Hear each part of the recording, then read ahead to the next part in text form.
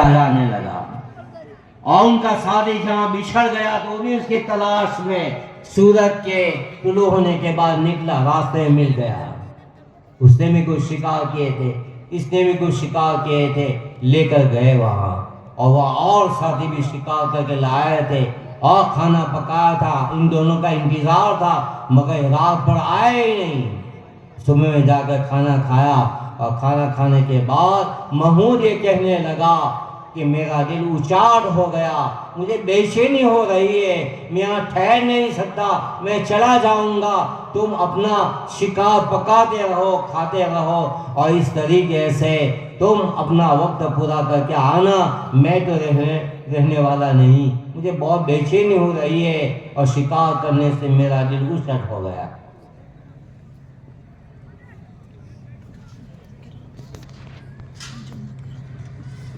ان کے ساتھیوں نے کہا اگر تو چلا گیا تو ہمارا یہ پروگرام فیکا ہو جائے گا۔ بہت سمجھایا کہ میرا دل اچاٹ ہو گیا، مجھے بے چینی ہو رہی ہے، میں جلدی اپنے گھر چلا جاؤں۔ ان کے ساتھیوں نے کہا کہ ہم بھی چلے جائیں گے، اور جو شکار تھے ان کے ٹکڑے کرنے لگے اور تمام ساتھیوں کے درمیان کرنے تقسیم کر دیا، اور اپنے برتن اور سامان اور خیمے سب توڑ دیے اور برتن وغیرہ کو لپیٹ کر کے واپس آ گئے، گھر آ گئے، اور رات کو اس کو توفیق ہوئی عشاء کی نماز پڑھنے کے لیے اپنے قریبی مسجد میں چلا گیا، نماز پڑھی، نماز پڑھنے کے بعد سوچتا رہا، اور وہ گیا اپنے بستر کے اوپر اور کروٹیں بدل رہا ہے، عجیب قسم کی بے چینی، اسی میں ان کو نیند آ گئی، اور نیند آ جانے کے بعد خواب کے اندر آپ صلی اللہ علیہ وسلم کی زیارت نصیب ہوئی۔ آپ صلی اللہ علیہ وسلم فرمایا ابن سبکتگین، تو نے میرے ایک وارث کی قدر کی، اللہ تیری قدر کرے۔ یہ ابن سبکتگین، تو نے میرے ایک وارث کی قدر کی، اللہ تیری قدر کرے۔ جب بیدار ہوا تو بڑا خوش تھا کہ میرے جیسا غافل انسان، مجھے آپ صلی اللہ علیہ وسلم کی زیارت نصیب ہوئی، اور علماء کے بارے میں اس کے دل کے اندر جو بدگمانیاں تھی، تو آپ صلی اللہ علیہ وسلم فرمائے یہ ابن سبکتگین، تو نے میرے ایک وارث کی قدر کی، یہ بچہ جس کو 1 دینار دیا تھا وہ عالم بننے جا رہا تھا، انبیاء کا وارث بننے جا رہا تھا، اس لیے اعتبار سے فرمایا تو نے میرے ایک وارث کی قدر کی، تو اس کے دل کے اندر علماء کی بدگمانی نکل گئی، اس کا دل صاف ہو گیا کہ واقعی میں یہ علماء انبیاء کے وارث ہیں۔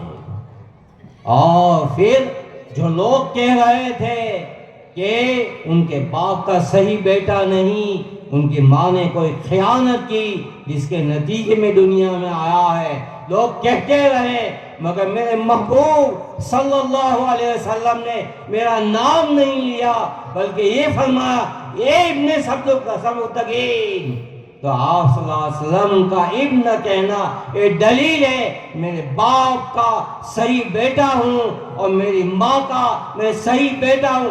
لوگ کہتے رہے مگر میرے محبوب صلی اللہ علیہ وسلم مجھے بشارت دی ہے، اور ان کی زندگی پلٹ گئی، نماز کا پابند ہو گیا، شریعت کا پابند ہو گیا، وہ غفلتیں دور ہو گئی، اور آپ کی جو بشارت تھی ابن سبکتگین، تو نے میرے ایک وارث کی قدر کی، اللہ تیری قدر کرے۔ ایک زمان آیا وقت کا بادشاہ بن گیا، 1 دینار ایک طالب علم کو لالٹین دینے کے لیے دیا، اللہ نے کہاں پہنچا دیا اپنے زمانے کا واقعی میں انصافی بادشاہ بن گیا۔ تو آپ لوگ ان مدارس کے لیے، ان علماء کے لیے، ان طلبہ طالبات کے لیے جو خرچ کر رہے ہیں یہ بیکار نہیں جائے گا، دنیا میں بھی اللہ تعالیٰ اس کو نوازیں گے، اور آخرت کے اندر جو نوازنا ہے یہ تو ہم نہیں کہہ سکتے، وہ تو جو نوازا جائے گا تب پتہ چلے گا کہ میرا ایک روپیہ آج کتنی نیکیوں کی وجہ سے کتنے جنت کے درجات کو پہنچانے والے ہیں۔ اللہ اور توفیق دے۔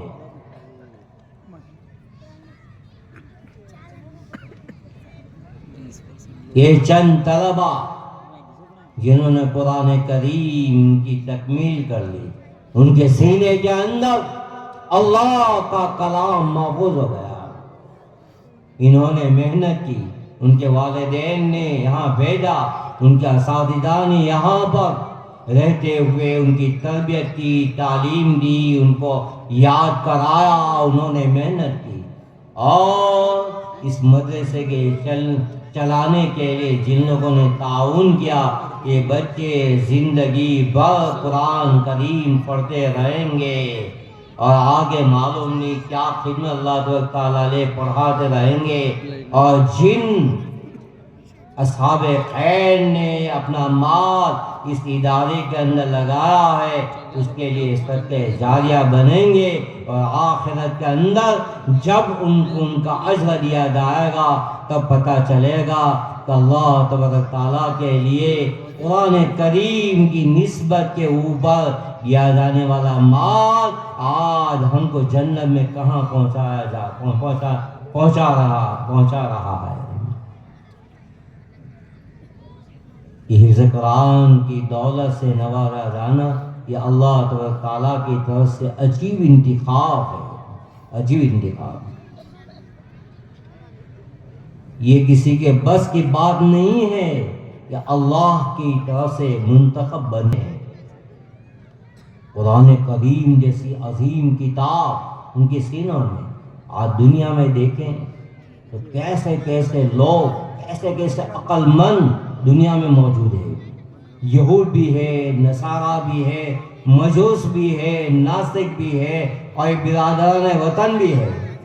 کیسے کیسے عقل مند، کیسے کیسے ڈگریاں ہیں ان کے پاس، مگر اللہ نے توفیق دی اس مومن کو جنہوں نے اپنے سینے کے اندر قرآن کریم کو محفوظ کیا۔ وہ عقل مند، بدھی شالی، ان کی عقل ان کے مبارک، مگر الحمدللہ رب العالمین پڑھنے سے محروم ہے، وہ نہیں پڑھ سکتے۔ مگر یہ بچے الحمدللہ رب العالمین سے شروع کریں گے اور سورہ ناس کی آخری آیت تک پڑھتے ہوئے چلے جائیں گے۔ یہ منتخب بندے ہیں اللہ تعالیٰ کے، اور اللہ تعالیٰ جس کو نوازنا چاہتے ہیں اسی کو نواز دیتے ہیں۔ یہ جہاں جہاں سے آئے ہیں کتنے بچے ہوں گے، اس میں سے منتخب ہو کر اللہ نے یہاں بھیجا ہے۔ تو اللہ تعالیٰ نے جس طریقے سے یہاں پر قدر کی، وہاں تو عجیب و غریب قدر ہوگی۔ کیسے قدر ہوگی کہ اس بچے کی حفظ قرآن ان کو وہ عمل کرنے کی وجہ سے ان کے والدین کو ایسا تاج پہنایا جائے گا جس تاج کے سامنے سورج کی روشنی مان پڑ جائے گی۔ یہ بچے اور ان کے والدین کو تاج پہنایا جائے گا، اور والدین کا عالم ہونا، حافظ ہونا کوئی ضروری نہیں، مومن ہوں گے چاہے جاہل ہوں گے، مگر بچے کے قرآن کریم کی حفظ کی وجہ سے ان کو تاج پہنایا جائے گا۔ بہت بڑی سعادت اور ان کا اکرام اسلام کے ساتھ کیا جائے گا۔ بچے سے کہا جائے پڑھتا جا اور جنت کے درجات کو چڑھتا جا، اور قرآن کریم کی مشہور قول کے مطابق 6666 آیتیں ہیں، اتنے جنت کے درجات ہیں، ایک ایک آیت پڑھے گا ایک ایک درجہ چڑھتا ہوتا ہے۔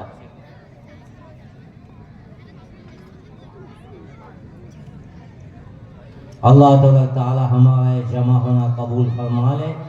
جس شان کے ساتھ یہ پروگرام پیش کیا گیا ہے، اور جو اساتذہ کرام ذمہ داروں نے ان کے بارے میں جو محنت کی ہے، اللہ مبارک فرمائے، اور اس ادارے کے فیض کو تا قیامت اللہ تعالیٰ جاری فرمائے، اور ہمارا قرآن کریم کی نسبت سے جمع ہونا بھی قبول فرما لے۔ اللہ تعالیٰ ان اساتذہ کرام، ذمہ دار، اہتمام سنبھالنے والے اور ان طلباء، ان کے تعاون کرنے والے تمام کی مغفرت فرمائیں۔ وآخر دعوانا الحمدللہ رب العالمین۔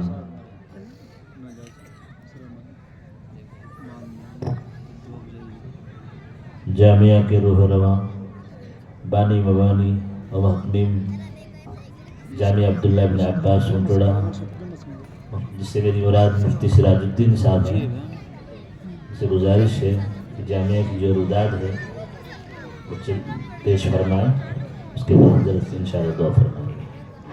اور علماء کرام سے گزارش ہے، علماء کرام کے کھانے کا انتظام جو سامنے ڈائننگ ہال ہے اس کے اندر کیا گیا ہے، اور باقی انشاءاللہ یہیں پہ فوراً کرسی اٹھا دی جائے گی یہیں پہ۔ اور گاؤں کے نوجوانوں سے گزارش ہے کہ جی جان سے خدمت کریں انشاءاللہ۔